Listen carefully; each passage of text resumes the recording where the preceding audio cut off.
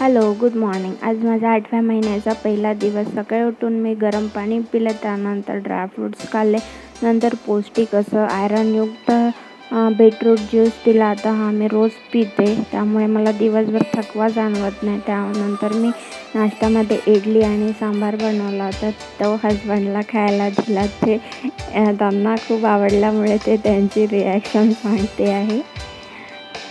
स्टफिंगवाली इडली बनवली होती, त्यानंतर मी स्वतः खायला घेतली. आणि दुपारला मला मग थोडी भूक लागली, तर त्यामुळे मी थोडंसं हलकं पौष्टिक असं चणे आणि रोस्टेड चणे आणि शेंगदाणे खाल्ले. आणि आता आंब्याचा सीझन असल्यामुळे घरी रोज 1-2 दिवसाआड रस बनवत होतो. रस आणि पापड खाल्ला त्याच्यानंतर. आणि रात्रीच्या जेवणामध्ये मग भूक नसल्यामुळे थोडं हलकं भाजी आणि फणसची भाजी आणि भात जेवले. आणि रात्री झोपण्याआधी प्रोटीन दूध पिऊन मी माझा दिवस पूर्ण केला. थँक्यू. बाय.